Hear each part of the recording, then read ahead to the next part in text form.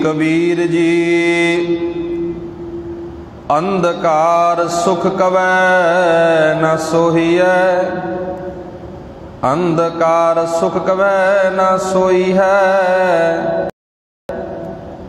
राजा रंक दो मिल रोई है, जो पैरसना राम न कहबो। उपजत बिनसत रोबत रहबो, जो पैरसना राम न कहबो। उपजत बिनसत रोबत रहबो रहाओ। जस देखिए तरवर की छाया, प्राण गए कहो का की माया। जस जंती मैं जियो समाना, मोए मर्म को का कर जाना।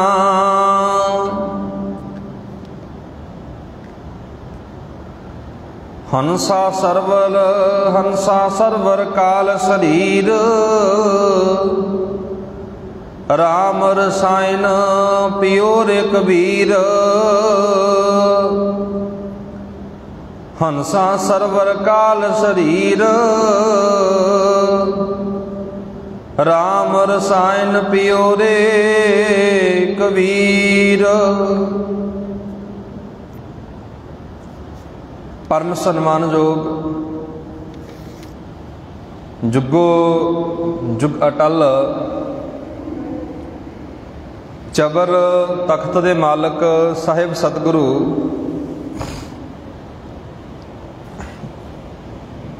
धन धन श्री गुरु ग्रंथ साहिब जी महाराज तिन्हां दी हजूरी अंदर जुड़ मिल बैठे अत सत्कारयोग सन्मानयोग सतसंगी जनो आओ लड़ीवार कथा विचार दे नाल जुड़िए। लड़ीवार चल रही कथा विचार गौड़ी कबीर जी गुरु ग्रंथ साहिब दा पावन पवित्र अंक 325। आओ गुरमुखो विचारां दी आरंभता करन तो पहला सारी संगत दोवें हाथ जोड़ के आखो जी वाहिगुरु जी का खालसा वाहिगुरु जी की फतेह। बाबा कबीर जी अज दे शब्द अंदर लड़ीवार 8 नंबर शब्द है जी बाबा कबीर जी का। बाबा कबीर जी ने इत्थे सुख की गल कीती है, नाम की गल कीती है।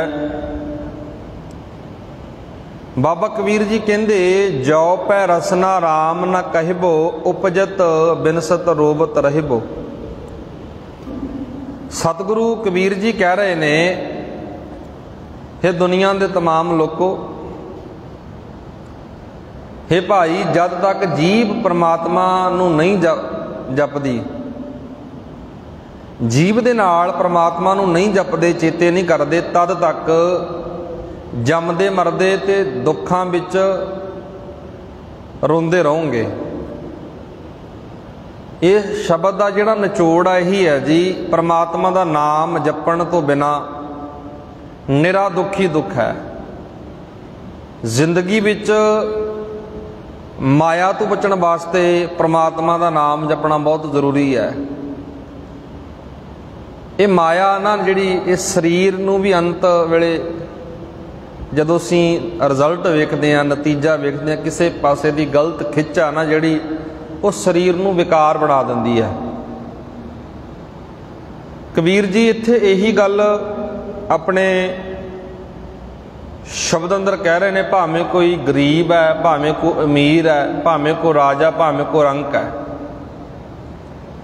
कबीर जी कहते नाम जपना हर एक दे लई जरूरी है। हुण नाम जपना किवें, कबीर जी गल क्लीयर करते हैं। कबीर जी की जिहड़ी किरत है, कबीर जी का जिहड़ा काम है वह कपड़ा बुनन का, खड्डी का काम करते हैं। ਕਬੀਰ ਜੀ ਕੰਮ ਵੀ ਕਰਦੇ ਨੇ, ਕੰਮ ਦੇ ਵਿੱਚ ਇਮਾਨਦਾਰੀ ਵੀ ਬਹੁਤ ਹੈ। ਦੁਨੀਆ ਦੇ ਅੰਦਰ, ਸੰਸਾਰ ਅੰਦਰ ਨਾਮ ਪਤਾ ਕਿਵੇਂ ਜਪਿਆ ਜਾਂਦਾ ਹੈ? ਮਾਫ ਕਰਨਾ ਜੀ, ਦੁਨੀਆ ਅੰਦਰ, ਸੰਸਾਰ ਅੰਦਰ ਬਹੁਤੇ ਨਾਮ ਕਿਵੇਂ ਜਪਦੇ ਨੇ? ਸਵੇਰੇ ਉੱਠਣਾ, ਨਾਮ ਜਪਣਾ ਚੰਗੀ ਗੱਲ ਹੈ। ਬਾਣੀ ਪੜ੍ਹਨੀ, ਗੁਰਦੁਆਰੇ ਆਉਣਾ, ਸੇਵਾ ਕਰਨੀ ਚੰਗੀ ਗੱਲ ਹੈ। ਬਾਣੀ ਵੀ ਪੜ੍ਹ ਲਈ, ਬਾਣੀ ਸੁਣ ਲਈ, ਨਾਮ ਜਪ ਲਿਆ, ਘੰਟਾ ਜਪ ਲਿਆ, 2 ਘੰਟੇ ਜਪ ਲਿਆ। ਦਿਨ ਚੜ੍ਹਿਆ, ਦਿਨ ਚੜ੍ਹਨ ਦੇ ਸਾਰ ਹੀ ਠੱਗੀਆਂ, ਬੇਈਮਾਨੀਆਂ ਸ਼ੁਰੂ ਕਰ ਦਿੱਤੀਆਂ, ਕਰਪਟ ਹੋਣਾ ਸ਼ੁਰੂ ਕਰ ਦਿੱਤਾ। ਫਿਰ ਉਹ ਨਾਮ ਕਾਹਦੇ ਵਾਸਤੇ ਜਪਿਆ? ਤੈ ਕਬੀਰ ਜੀ ਕਹਿ ਰਹੇ ਨੇ, ਨਾਮ ਜਪਣ ਦੇ ਨਾਲ ਜ਼ਿੰਦਗੀ ਵਿੱਚ ਸੁਗੰਧ ਪੈਦਾ ਹੋਣੀ ਚਾਹੀਦੀ ਹੈ। ਜੇ ਨਾਮ ਜਪੇਗਾ, ਗੁਰਬਾਣੀ ਨਾਲ ਜੁੜੇਗਾ, ਸੱਚੇ ਪਾਤਸ਼ਾਹ ਨਾਲ ਜੁੜੇਗਾ, ਤੇਰੀ ਜ਼ਿੰਦਗੀ ਅੰਦਰ ਸੁਗੰਧ ਪੈਦਾ ਹੋਵੇਗੀ। ਗੁਰਸਿੱਖ ਦੀ ਜ਼ਿੰਦਗੀ ਬੜੀ ਨਿਰਮਲ, ਬੜੀ ਪਵਿੱਤਰ ਜ਼ਿੰਦਗੀ ਹੈ। ਪਰ ਅੱਜ ਮਾਫ ਕਰਨਾ, ਸਾਡੀ ਜ਼ਿੰਦਗੀ ਇੱਕ ਵਿਖਾਵਾ ਹੋ ਗਈ ਹੈ ਵੀ ਚਲੋ ਫਾਰਮੈਲਿਟੀ ਜੀ ਪੂਰੀ ਕਰ ਆਉਂਦੇ ਹਾਂ ਜੀ। ਕਬੀਰ ਜੀ ਨੇ ਇਸ ਕਰਕੇ ਕਿਹਾ, ਕਬੀਰ ਜੀ ਕਹਿੰਦੇ ਨਾਮ ਪਤਾ ਕਿਵੇਂ ਜਪਣਾ? ਹਾਥ ਪਾਉ ਕਰ ਕਾਮ ਸਭ, ਚੀਤ ਨਿਰੰਜਨ ਨਾਲ। ਕੰਮਕਾਰ ਨਹੀਂ ਛੱਡਣਾ। ਜੇ ਤੇਰੇ ਕੰਮ ਅੰਦਰ ਇਮਾਨਦਾਰੀ ਆ ਗਈ ਨਾ, ਇਹ ਨਾਮ ਜਪਣਾ ਜੀ। ਚੇਤੇ ਕਰਿਓ, ਬੰਦਾ ਕੋਈ ਵੀ ਕਿਰਤ ਕਰਦਾ, ਕੋਈ ਬੰਦਾ ਦਿਹਾੜੀਦਾਰ ਆ, ਕੋਈ ਬੰਦਾ ਬਿਜ਼ਨਸਮੈਨ ਆ, ਕਾਸੇ ਦਾ ਵੀ ਕੰਮ ਕਰਦਾ। ਜੇ ਕੋਈ ਬੰਦਾ ਮਿਹਨਤ ਦਾ ਆਪਣੀ ਦਾ ਪੈਸਾ ਵਸੂਲ ਕਰਦਾ, ਕਿਸੇ ਕੋਲੋਂ ਲੈਂਦਾ, ਮਾੜੀ ਗੱਲ ਨਹੀਂ ਹੈ। ਭਾਵੇਂ ਇੱਕ ਸਬਜ਼ੀ ਵਾਲੇ ਦੀ ਗੱਲ ਕਰ ਲਓ, ਕਿਸੇ ਤੇ ਵੀ ਉਦਾਹਰਨ ਲਾ ਕੇ ਵੇਖ ਲਓ, ਜੇ ਮਿਹਨਤ ਮਸ਼ੱਕਤ ਦਾ ਪੈਸਾ ਲੈਂਦਾ, ਮਾੜੀ ਗੱਲ ਥੋੜ੍ਹਾ ਉਹ ਕੋਈ ਠੱਗੀ ਨਹੀਂ ਮਾਰੀ ਉਹਨੇ ਬਹੁਤ ਵੱਡੀ, ਉਹ ਤਾਂ ਮਿਹਨਤ ਆ ਉਹਦੀ। ਪਰ ਜੇ ਅਸੀਂ ਠੱਗੀ ਮਾਰਦੇ ਹਾਂ, ਬੇਈਮਾਨਾ ਕਰਦੇ ਹਾਂ, ਉੱਪਰੋਂ ਰੱਬ ਰੱਬ ਵੀ ਕਰੀ ਜਾਂਦੇ ਹਾਂ, ਅੱਲਾ ਅੱਲਾ ਵੀ ਕਰੀ ਜਾਂਦੇ ਹਾਂ, ਉਹਦਾ ਕੋਈ ਫਾਇਦਾ ਨਹੀਂ ਜੀ। ਫਿਰ ਉਹ ਤਾਂ ਸਮਾਂ ਹੀ ਬਰਬਾਦ ਕਰਦੇ ਹਾਂ ਅਸੀਂ। ਇੱਥੇ ਕਬੀਰ ਜੀ ਕਹਿੰਦੇ, ਜਿੰਨਾ ਚਿਰ ਰਸਨਾ ਦੇ ਨਾਲ ਰਾਮ ਨਹੀਂ ਕਹਿੰਦਾ, ਜਿੰਨਾ ਚਿਰ ਰਸਨਾ ਦੇ ਨਾਲ ਇਸ ਰਸਨਾ ਨੂੰ ਸਿਮਰਨੀ ਨਹੀਂ ਬਣਾਉਂਦਾ, ਤੈਨੂੰ ਲੋਕਾਂ ਨੂੰ ਵਿਖਾਉਣ ਵਾਸਤੇ ਮਾਲਾ ਦੀ ਲੋੜ ਨਹੀਂ ਹੈ। ਕਬੀਰ ਜੀ ਕਹਿੰਦੇ, ਕਬੀਰ ਮੇਰੀ ਸਿਮਰਨੀ ਰਸਨਾ ਉੱਪਰ ਰਾਮ, ਮੇਰੀ ਜੀਭ ਉੱਤੇ, ਮੇਰੀ ਰਸਨਾ ਉੱਤੇ ਰੱਬ ਆ ਜਾਵੇ ਨਾ, ਰਾਮ ਆ ਜਾਵੇ, ਅੱਲਾ ਆ ਜਾਵੇ, ਇਹ ਮੇਰੀ ਸਿਮਰਨੀ ਬਣ ਜਾਊਗੀ। ਇਹ ਜੀਭ ਮੰਦਾ ਬੋਲਣੋਂ ਹਟ ਜਾਊਗੀ, ਇਹ ਜੀਭ ਮਾੜਾ ਬੋਲਣੋਂ ਹਟ ਜਾਊਗੀ, ਜੇ ਰਸਨਾ ਉੱਤੇ ਰਾਮ ਆ ਜਾਵੇ। ਇਸ ਕਰਕੇ ਕਬੀਰ ਜੀ ਇਹੀ ਗੱਲ ਕਹਿ ਰਹੇ ਨੇ ਜੀ, ਰਹਾਉ ਵਾਲੇ ਬੰਦ ਅੰਦਰ। ਕਬੀਰ ਜੀ ਕਹਿ ਰਹੇ ਨੇ, ਜੋ ਪੈ ਰਸਨਾ ਰਾਮ ਨਾ ਕਹਿਬੋ। ਜੇ ਤੂੰ ਰਸਨਾ ਦੇ ਨਾਲ ਰਾਮ ਕਹਿੰਦਾ ਨਹੀਂ, ਰਾਮ ਜਪਦਾ ਨਹੀਂ, ਉਪਜਤ ਬਿਨਸਤ ਜੰਮਣਾ ਤੇ ਮਰਨਾ। ਜੰਮਦਾ ਰਹੇਗਾ, ਮਰਦਾ ਰਹੇਗਾ, ਰੋਬਤ ਰਹਿਬੋ, ਰੋਂਦਾ ਰਵੇਂਗਾ। ਰੋਂਦਾ ਕਦੋਂ ਆ ਜੀ? ਬੰਦਾ ਕਈ ਵਾਰ ਆਪਾਂ ਨੂੰ ਵੇਖਣ ਨੂੰ ਵੀ ਇਸ ਤਰ੍ਹਾਂ ਜਾਪਦਾ ਬੰਦਾ ਬੜਾ ਖੁਸ਼ ਹੋ ਸਕਦਾ ਹੈ, ਬੰਦਾ ਵਧੀਆ ਜ਼ਿੰਦਗੀ ਬਤੀਤ ਕਰਦਾ। ਕਈ ਵਾਰ ਅੰਦਰੋਂ ਬੰਦਾ ਰੋਂਦਾ ਹੁੰਦਾ ਹੈ। ਦੁੱਖ ਐਸੇ ਜ਼ਿੰਦਗੀ ਵਿੱਚ ਪੈਦਾ ਹੋ ਜਾਂਦੇ ਨੇ, ਦੁੱਖ ਐਸੇ ਜ਼ਿੰਦਗੀ ਵਿੱਚ ਲੱਗ ਜਾਂਦੇ ਨੇ, ਸਾਰੀ ਜ਼ਿੰਦਗੀ ਉਹਨਾਂ ਦਾ ਝੋਰਾ ਲੱਗਿਆ ਰਹਿੰਦਾ ਹੈ। ਅੱਗੇ ਕਬੀਰ ਜੀ ਅਗਲੇ ਬੰਦ ਅੰਦਰ ਕਹਿ ਰਹੇ ਨੇ, ਅੰਧਕਾਰ ਸੁਖ ਕਵੈ ਨਾ ਸੋਈ ਹੈ, ਰਾਜਾ ਰੰਕ ਦੋ ਮਿਲ ਰੋਈ ਹੈ। ਪਹਿਲਾ ਬੰਦ ਹੈ ਜੀ, ਕਬੀਰ ਜੀ ਕਹਿ ਰਹੇ ਨੇ, ਅੰਧਕਾਰ ਦਾ ਅਰਥ ਹੁੰਦਾ ਜੀ ਹਨੇਰਾ। ਅੰਧਕਾਰ ਨੂੰ ਹਨੇਰਾ ਕਹਿ ਲਓ, ਅਗਿਆਨਤਾ ਦਾ ਹਨੇਰਾ, ਪਰਮਾਤਮਾ ਨੂੰ ਭੁੱਲਣ ਰੂਪੀ ਹਨੇਰਾ। ਜਦੋਂ ਅਸੀਂ ਜ਼ਿੰਦਗੀ ਵਿੱਚੋਂ ਰੱਬ ਨੂੰ ਵਿਸਾਰ ਦਿੱਤਾ, ਚੰਗੇ ਕੰਮਾਂ ਨੂੰ ਵਿਸਾਰ ਦਿੱਤਾ, ਇਨਸਾਨੀਅਤ ਨੂੰ ਵਿਸਾਰ ਦਿੱਤਾ, ਸਾਡੀ ਜ਼ਿੰਦਗੀ ਵਿੱਚ ਹਨੇਰਾ ਪੈਦਾ ਹੋ ਗਿਆ। ਅੱਗੇ ਕਬੀਰ ਜੀ ਕਹਿ ਰਹੇ ਨੇ, ਅੰਧਕਾਰ ਸੁਖ ਕਭੈ ਨਾ ਸੋਈ ਹੈ। ਅਗਿਆਨਤਾ ਦੇ ਹਨੇਰੇ ਦੇ ਵਿੱਚ ਕੋਈ ਬੰਦਾ ਸੁੱਖ ਨਹੀਂ ਪ੍ਰਾਪਤ ਕਰ ਸਕਦਾ। ਭਟਕਣਾ ਜ਼ਰੂਰ ਮਿਲਦੀ ਹੈ, ਅਗਿਆਨਤਾ ਦੇ ਵਿੱਚ ਸੁੱਖ ਨਹੀਂ ਮਿਲਦਾ। ਤੁਸੀਂ ਵੇਖੋਗੇ ਸੰਸਾਰ ਅੰਦਰ ਝਾਤ ਮਾਰ ਕੇ ਨਾ, ਕਿੰਨੀ ਅਗਿਆਨਤਾ ਹੈ। ਅਗਿਆਨਤਾ ਦੇ ਵਿੱਚ ਪੈ ਕੇ ਬੰਦਾ ਕਰਮ ਕਾਂਡਾਂ ਦੇ ਵਿੱਚ ਪੈ ਕੇ ਪਰਮਾਤਮਾ ਨੂੰ ਭੁਲਾ ਕੇ ਕਿੰਨੀ ਅਗਿਆਨਤਾ ਇਕੱਠੀ ਕਰ ਲਈ ਹੈ। ਗੁਰੂ ਸਾਹਿਬ ਨੇ ਕਿਉਂ ਇਹ ਬਾਣੀ ਅੰਦਰ ਸ਼ਲੋਕ ਲਿਖੇ? ਮਹਾਰਾਜ ਕਹਿੰਦੇ, ਜੇ 100 ਚੰਦਾ ਉਗਵੈ ਸੂਰਜ ਚੜ੍ਹੇ 1000, ਏਤੇ ਚਾਨਣ ਹੁੰਦਿਆਂ ਗੁਰਬਿਨ ਕੋ ਰੰਧਾਰ। ਜੇ ਤੇਰੇ ਕੋਲ ਗੁਰੂ ਦਾ ਗਿਆਨ ਨਹੀਂ ਹੈ, ਸਮਝ ਨਹੀਂ ਹੈ, ਅਕਲ ਨਹੀਂ ਹੈ, ਮਹਾਰਾਜ ਕਹਿੰਦੇ ਲੱਖਾਂ ਚੰਦਰਮਾ ਚੜ੍ਹ ਜਾਣ, ਸੂਰਜ ਚੜ੍ਹ ਜਾਣ, पर जे तेरी जिंदगी अंदर चानण नहीं होया फिर ये चानण दा करेगा की तू। माफ़ करना, अज असी अमृत छक के खंडे बटे की पौल लैके हाले तक भी देहां दा पिछा नहीं छड्डदे, सिर घुमाउण वालियां दा पिछा नहीं छड्डदे। इनू अंधकार ही कहांगे जी, अज्ञानता ही है। जिहड़े गुरु दा पल्ला फड़िया सी उस गुरु ने तैनूं की समझाया सी? गुरु ग्रंथ साहब नूं अपना हाज़र नाज़र गुरु मनना, अपना इष्ट मुक्ति दा दाता गुरु ग्रंथ साहब नूं मनना। पर अंधकार विच पै के कबीर जी कहंदे अज्ञानता जदों पैदा हुंदी है ना, अज्ञानता बंदे नूं तबाह कर दिंदी है। तुसीं वेखिओ कदे प्रत्या के जिंदगी अंदर झात मार के वेखिओ, समाज अंदर झात मार के वेखिओ, जिन्हां घरां विच अज्ञानता वड़ गई ना, जिन्हां घरां विच मनमत वड़ गई, कर्मकांड वड़ गए, उन्हां दा पैसा, बहुत पैसा अज्ञानता विच खराब हुंदा है। हुंदे सुनदे ही बंदा कई बार बोलदा नहीं है, पता भी हुंदा है भी ये जिहड़ा काम साडे कोलों करवाया जा रहा जां कर रहे हैं ये कोई गुरमत नहीं है, ये अज्ञानता है, कर्मकांड है, इहदा कोई फायदा नहीं होना। पर बंदे नूं फिर भी अखां मिच के करना पैंदा है, क्योंकि किते कई बार बंदे दी नहीं चलदी। इस तरह बहुत कुछ वापरदा जी, बहुत अज्ञानता भरे कर्मकांड असीं करी जाने आ। इहदा कारण इक्को है, क्योंकि अंधकार पैदा हो गया, हनेरा पैदा हो गया। कबीर जी ये गल कह रहे ने, हनेरे नूं दूर कर। किसी ने वहम दे विच पाता, फिर अंधकार आ गया। क्योंकि गुरबाणी सानू अंदरों मजबूत करती है, सतगुरु महाराज सानू अंदरों मजबूत करते ने। कलंगियां वाले बापू ने खंडे बाटे की पौल दे के अंदरों मजबूत किया। आखिया सिखा तेरा सिर केवल ते केवल गुरु ग्रंथ साहब अगे झुके, किसी मड़ी कबर अगे नहीं झुकना चाहिए, किसी शरीर अगे नहीं झुकना चाहिए, किसी देह अगे नहीं झुकना चाहिए। किड्डे किड्डे बचन महाराज ने सिख नूं कहे ने, पर असीं अंधकार विच पै के सब कुछ भुला दिंदे आ। पता है अज्ञानता अंदर समय की बर्बादी है, अज्ञानता अंदर साडे जीवन की बर्बादी है, अज्ञानता अंदर साडे पैसे की बर्बादी है। अक्सर मैं बेनती करदा ना, जिन्हां घरां विच अज्ञानता नहीं है ना, जिन्हां घरां विच जिन्हां नूं थोड़ी बहुती सूझ है, नगर दे विच ऐसे लोग भी हुंदे ने जिन्हां नूं सूझ हुंदी है, जिन्हां नूं अकल हुंदी है, वो कदे अपना पैसा अज्ञानता दे विच कर्म कांडां दे विच बर्बाद नहीं करदे। नहीं तो दिहाड़ी तो दिहाड़ीदार बंदा भी बेचारा अज्ञानता दे विच पता नहीं किन्ना पैसा बर्बाद करता है। वहम पा दिता, जे तेरा काम नहीं बनता, चौरस्ते विच आ समान रखिया, उत्थे आ चीज़ रखिया, फलाने बाबे कोल जा, फलाने धिमके कोल जा, तेरा काम बन जू। अज्ञानता ही है जी, अंधकार है। कबीर जी ने इस करके लिखिया, कबीर जी कह रहे ने, अंधकार अज्ञानता दे विच, हनेरे दे विच कदे सुख नहीं प्राप्त होंदा, सुख नहीं मिलता। अंधकार सुकवै ना सोई है, ना उन्होंने नींद आती है अज्ञानता वाले बंदे नूं। राजा रंक, भावें कोई राजा है, भावें कोई रंक है, वो राजा भी रो रहा है, रंक भी रो रहा है।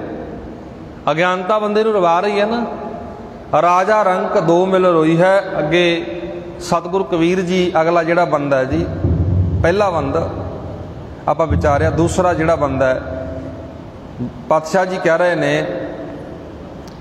जस देखिए तरवर की छाया, प्राण गए कहो का की माया। तरवर दा अर्थ हुंदा जी रुख। सतगुरु महाराज कह रहे ने इस पावन पवित्र बचनां दे अंदर, जिमें रुख दी छां वेखी दी है, भाव जिमें रुख दी छां सदा टिकी नहीं रहिंदी, रुख दी छां फिरदी है जी, आपां सारे जानते हैं। ते वे इस माया का हाल है, जदों मनुख दे प्राण निकल जाते ने, प्राण निकल जाते ने, साह निकल जाते ने, तां दसो ये माया किस दी हुंदी है? भाव किसी होर दी बन जाती है, तां ते इसदा की मान करेगा? इस माया का, इस शरीर का काहदा मान करदा? कबीर जी कहते, दोबारा फिर मैं वचन पढ़दा जी। कबीर जी कहते, जस देखिए तरवर की छाया। जदों असीं वेखने आ ना, तरवर दी रुख दी छां फिर जाती है, एक थां ते नहीं खलोंदी। प्राण गए को काकी माया, जदों प्राण निकलते ने, साह निकलते ने, फिर जिहदे पासे लड़दा, जिहदे पिछे झगड़दा, ये माया भी तेरी नहीं रहिंदी। माया साथ ना होए, माया का भी साथ नहीं रहिंदा। अगे कबीर साहब जी अगले वचन अंदर कह रहे हैं, जस जंती में जियो समाना, मोए मरम को का कर जाना। कबीर जी कह रहे हैं इस पावन पवित्र वचन अंदर, जदों गवैया अपना हथ साज तो हटा लेंदा ना, अपना हथ साज तो, जिहड़ा कोई साज वजाउंदा भरा, जदों हथ अपना साज तो चक लिया, राग की जिहड़ी आवाज़ आउंदी है ना, उहदे विचों दोबारा फिर उहदे विच ही लीन हो जाती है। बाजा आपां वजाउने आ, तबला वजदा है, जदों उहदे हथ वज रहा है, आवाज़ निकल रही है, जदों हथ चक लिया, आवाज़ दोबारा फिर उहदे विच ही लीन हो जाती है। कोई दस नहीं सकता, कबीर जी कहंदे कि वह आवाज़ किधर गई, किवें गई। मरे मनुख दा भेत कि उसकी जिंद कित्थे गई है, कि कोई मनुख किवें जान सकता है। कबीर जी ने बहुत वड्डी गल की है जी। इत्थे बहुत साडे गल्लां क्लीयर होणगीआं, तुसीं जे ध्यान नाल बाणी पढ़ोगे। कबीर जी ने उदाहरण दित्ती, जिवें जदों कोई साज वजदा ना, साज विचों निकलण वाली आवाज़ है जिहड़ी राग वाली आवाज़, तुसीं हथ चकदे हो, आवाज़ दोबारा फिर अलोप हो जाती है, बजाओगे निकल जाती है। जदों शरीर अंदरों साह निकलते ने, श्वासां दी पूंजी पूरी हुंदी है, अज तक कोई भी बंदा दस नहीं सकता भी शरीर कित्थे जांदा है। साडे की खिताब दिते जांदे ने, जदों बंदा मर जांदा जी, जदों बंदा चढ़ाई कर जांदा है, असीं कहने फलानी जून विच पै गया, ये फलानी जून विच पै गया। सानू की अथॉरिटी है, सानू की पता। एक पासे आपां इह गल करदे आ, पवना में पवन समाया, ज्योति में ज्योत रल जाया, माटी माटी होई एक, रोवर हारे की कवन टेक, कौन मुआरे कौन मुआ, ब्रह्म ज्ञानी मिल करो विचारा। ए तो चलत पिया, अगली किस खबर ना पाई। अगे दी किसी नूं खबर नहीं है, तो सानू डराया गया। जे डर साडे मनां विचों निकल जे ना, असीं इंसानियत नूं प्यार करन लग जावांगे, असीं अपने जीवन नूं सवार लग जावांगे। गल तां इस मनुखा जिंदगी दी है, इस मनुखा देह दी है। कबीर जी कहंदे प्राण गए कौ काकी माया। अगे कबीर जी कह रहे हैं, जस जंती में जियो समाना, मोए मरम को का कर जाना। हंसा सरवर काल शरीर, राम रसायन पियो रे कबीर। कबीर जी कह रहे ने इस पावन पवित्र वचन अंदर, अखीर दे अंदर कह रहे ने, जिवें हंसा नूं सरोवर है, भाव जिवें हंस सरोवर दे नेड़े उड़दे रहिंदे हन, ते वे मौत शरीर लई है। तां ते हे कबीर, सब रसां तो श्रेष्ठ रस नाम है। नाम क्योंकि जे हंस अपने मानसर सरोवर नूं छड्डदा ना, हंस जिउंदा नहीं रह सकदा। असीं अपने वजूद नूं छड्ड दिंदे आं, अपने मूल नूं भुला दिंदे आं। साडी भी महाराज कहंदे वारी आ जानी है, नाम रस पी के अपनी जिंदगी नूं सवारी। गुरु कृपा करे जी। इसी लड़ीवार कबीर जी का शब्द 8 नंबर शब्द, कल नूं अगले शब्द की विचार करांगे जी। आओ गुरमुखो, लड़ीवार जो आप संखेप अंदर विचार करते हैं, धन धन गुरु अर्जन साहब के जीवन बारे विचार चल रही है जी। आप जी विचार कर रहे सी गुरु अर्जन साहब के जीवन बारे। विरोधी जिहड़े लोग ने, सिੱਖੀ का विरोध करने वाले सिख विचारधारा जिन्होंने चंगी नहीं लगती, गुरु अर्जन साहब के समय जिहड़ी सिੱਖੀ की लहर बहुत प्रचंड हो गई, सिੱਖੀ का बहुत प्रचार हो रहा है, लोग सिੱਖੀ वाल आ रहे हैं, गुरु की विचार को कबूल करके अपना जीवन सवार रहे हैं। हुण जिहड़ी ये गल हाजम सी, गुरु अर्जन साहब का प्रचार हो रहा सी, जिहड़े कट्टड़पंथी लोग होंदे ना, कट्टड़पंथी लोग, फिरका परस्त लोग, उन्होंने ये गल्लां हाजम नहीं हुंदियां सी। उन्हां दे विचों कुछ इस्लामी लोग भी सी, कुछ हिंदू लोग भी सी। मैं अक्सर बेनती करदा, बहुत जे तुसीं हिंदुआं दी गल करोगे, मुसलमानां दी गल करोगे, बहुत वधिया जीवन वाले आपां नूं इन्हां विचों मिल जाणगे। ਜਿਹੜੇ ਇਨਸਾਨੀਅਤ ਨੂੰ ਪਿਆਰ ਕਰਨ ਵਾਲੇ ਨੇ।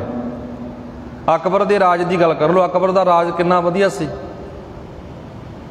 ਉਹ ਕਿੰਨਾ ਨਿਆਂਕਾਰੀ ਬੰਦਾ ਸੀ, ਹਰ ਇੱਕ ਨਾਲ ਨਿਆਂ ਕਰਦਾ ਸੀ। ਪਰ ਕੁਝ ਕੱਟੜਪੰਥੀ, ਕੱਟੜਤਾ ਪਤਾ ਕੀ ਹੁੰਦੀ ਹੈ? ਕੱਟੜਤਾ ਇਹ ਹੁੰਦੀ ਹੈ ਜੀ, ਜੇ ਕੋ ਆਪਾਂ ਕਿਸੇ ਬੰਦੇ ਨੂੰ ਧੱਕੇ ਨਾਲ ਕਹੀਏ ਵੀ ਤੂੰ ਸਾਡੇ ਧਰਮ ਨੂੰ ਕਬੂਲ ਕਰ, ਜੇ ਨਹੀਂ ਕਰਦਾ ਤੇਰਾ ਗਲ ਲਾ ਦਿਆਂਗੇ, ਕੱਟੜਤਾ ਹੈ। ਸਿੱਖੀ ਵਿੱਚ ਕੱਟੜਤਾ ਨਹੀਂ ਹੈ, ਸਿੱਖੀ ਵਿੱਚ ਪਿਆਰ ਹੈ, ਸਿੱਖੀ ਵਿੱਚ ਨਿਮਰਤਾ ਹੈ। ਗੁਰੂ ਨਾਨਕ ਮਹਾਰਾਜ ਨੇ ਕਿਸੇ ਵੀ ਵਿਅਕਤੀ ਨਾਲ ਧੱਕਾ ਨਹੀਂ ਕੀਤਾ। ਗੁਰੂ ਗੋਬਿੰਦ ਸਿੰਘ ਮਹਾਰਾਜ ਨੇ ਕਿਸੇ ਵਿਅਕਤੀ ਨੂੰ ਧੱਕੇ ਨਾਲ ਨਹੀਂ ਕਿਹਾ ਵੀ ਆ ਤੈਨੂੰ ਖੰਡੇ ਬਾਟੇ ਦੀ ਪਹੁਲ ਦਈਏ। ਮਹਾਰਾਜ ਨੇ ਕਿਹਾ ਮਨ ਬਣਾ, ਆਪਣੇ ਮਨ ਨੂੰ ਤਿਆਰ ਕਰ। ਔਰੰਗਜ਼ੇਬ ਦੀ ਨੀਤੀ ਕੀ ਸੀ? ਔਰੰਗਜ਼ੇਬ ਦੀ ਨੀਤੀ ਸੀ ਕੱਟੜਤਾ। ਉਹ ਤਲਵਾਰ ਨਾਲ ਜ਼ੁਲਮ ਕਰਕੇ ਕਹਿੰਦਾ ਸੀ ਜੇ ਤੁਸੀਂ ਇਸਲਾਮ ਕਬੂਲ ਨਹੀਂ ਕਰਦੇ ਤੁਹਾਨੂੰ ਮਾਰ ਦੇਵਾਂਗਾ, ਤੁਹਾਡਾ ਵਿਨਾਸ਼ ਕਰ ਦੇਵਾਂਗਾ ਮੈਂ। ਸਿੱਖੀ ਅੰਦਰ ਕੱਟੜਤਾ ਨਹੀਂ ਹੈ। ਪਰ ਕਈ ਵਾਰ ਇਸ ਗੱਲ ਨੂੰ ਪਤਾ ਕੱਟੜਤਾ ਕਿਹਨੂੰ ਬਣਾਇਆ ਜਾਂਦਾ? ਵੇਖੋ ਜੀ, ਇਹ ਕਿਸੇ ਚੀਜ਼ ਨੂੰ ਮੰਨਦੇ ਨਹੀਂ ਹੈ, ਇਹਨਾਂ ਦਾ ਵਿਸ਼ਵਾਸ ਕੇਵਲ ਗੁਰੂ ਗ੍ਰੰਥ ਸਾਹਿਬ ਤੇ ਹੈ। ਇਹ ਕੱਟੜਤਾ ਨਹੀਂ, ਇਹ ਆਪਣੇ ਆਪ ਤੇ ਸਵੈਮਾਨ ਹੈ। ਸਾਨੂੰ ਯਕੀਨ ਹੈ, ਸਾਨੂੰ ਭਰੋਸਾ ਹੈ ਗੁਰੂ ਗ੍ਰੰਥ ਸਾਹਿਬ ਤੇ। ਅਸੀਂ ਕਿਸੇ ਨੂੰ ਕਿਉਂ ਮੰਨੀਏ, ਕਿਉਂ ਕਿਸੇ ਥਾਂ ਤੇ ਜਾਈਏ, ਕਿਉਂ ਕਿਸੇ ਮੜੀ ਕਬਰ ਅੱਗੇ ਸਿਰ ਝੁਕਾਈ? ਸਾਡੇ ਗੁਰੂ ਨੇ ਜਿਹੜੀਆਂ ਚੀਜ਼ਾਂ ਤੋਂ ਰੋਕਿਆ ਸਾਨੂੰ ਰੁਕਣਾ ਪਊਗਾ।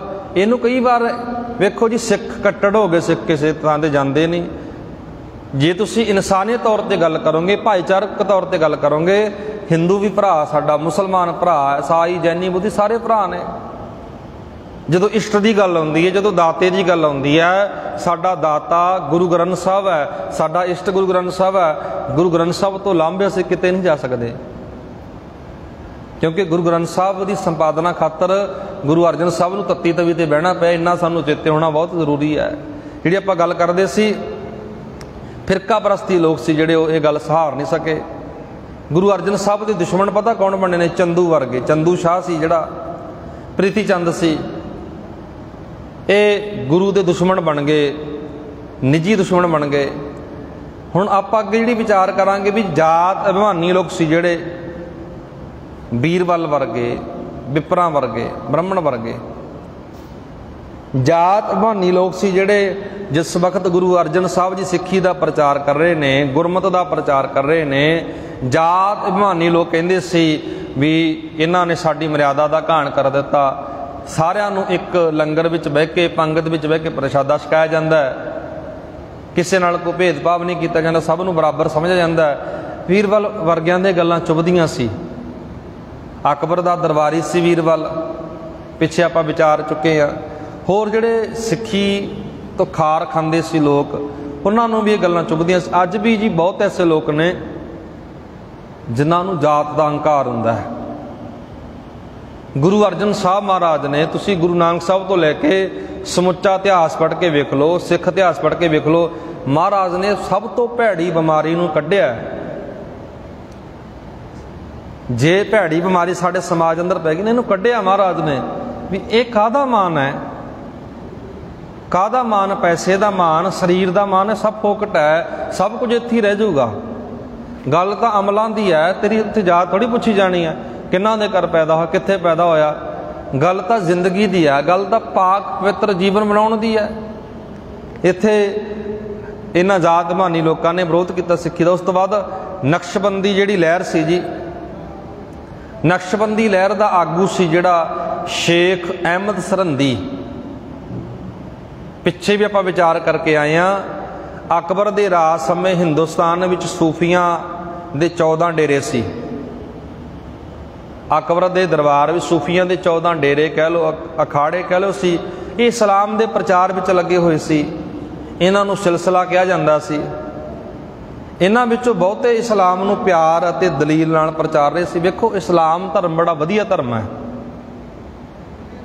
ਕਈ ਤਾਂ ਬੜੀ ਦਲੀਲ ਨਾਲ ਇਸ ਧਰਮ ਦਾ ਪ੍ਰਚਾਰ ਕਰ ਰਹੇ ਸੀ, ਕਈ ਕੱਟੜਤਾ ਨਾਲ ਪ੍ਰਚਾਰ ਕਰ ਰਹੇ ਸੀ।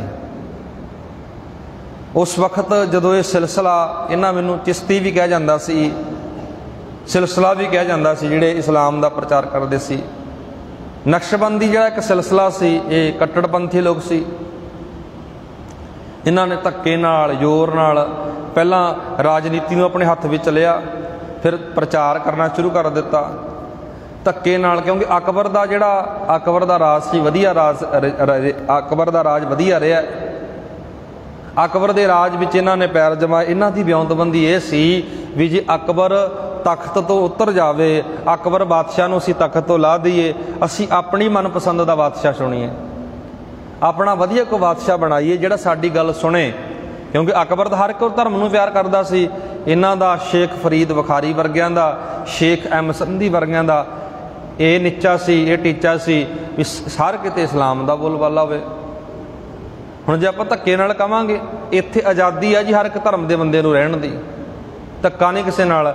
ਇਸ ਕਰਕੇ ਇਹਨਾਂ ਨੇ ਜਿਹੜਾ ਖਵਾਜਾ ਬਾਕੀ ਬਿੱਲਾ ਸੀ, ਸ਼ੇਖ ਫਰੀਦ ਬੁਖਾਰੀ ਵਰਗੇ, ਸ਼ੇਖ ਅਹਿਮਦ ਸਰੰਦੀ ਵਰਗੇ, ਇਹਨਾਂ ਨੇ ਸਰਹੰਦ ਦਾ ਇਲਾਕਾ ਇੱਕ ਪ੍ਰਚਾਰ ਦਾ ਖੇਤਰ ਬਣਾ ਲਿਆ।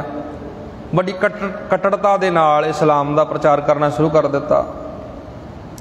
ਲੋਕਾਂ ਨੂੰ ਧੱਕੇ ਨਾਲ ਡਰਾ ਧਮਕਾ ਕੇ ਆਪਣੇ ਧਰਮ ਵਿੱਚ ਲੈ ਕੇ ਆਏ। ਪਰ ਗੁਰੂ ਅਰਜਨ ਸਾਹਿਬ ਜੀ ਬੜੇ ਪਿਆਰ ਨਾਲ ਸਭ ਕੁਝ ਪ੍ਰਚਾਰ ਕਰ ਰਹੇ ਨੇ। ਗੁਰੂ ਅਰਜਨ ਸਾਹਿਬ ਦੀ ਵਿਚਾਰਧਾਰਾ ਇਹਨਾਂ ਦੇ ਚੁੱਭਦੀ ਹੈ, ਕਿਉਂਕਿ ਸਮਾਂ ਸੀਮਤ ਹੈ ਜੀ। ਆਪਾਂ ਕੱਲ੍ਹ ਨੂੰ ਜਿਹੜੀ ਗੱਲ ਕਰਨੀ ਹੈ, ਬਾਕੀ ਬਿੱਲਾ, ਸ਼ੇਖ ਫਰੀਦ ਬੁਖਾਰੀ, ਗੁਰੂ ਅਰਜਨ ਸਾਹਿਬ ਨੂੰ ਜਿਨ੍ਹਾਂ ਨੇ ਸ਼ਹੀਦ ਕਰਾਇਆ ਸੀ। ਜੇ ਤੁਸੀਂ ਇਤਿਹਾਸ ਨੂੰ ਪੜ੍ਹੋਗੇ ਨਾ ਜੀ,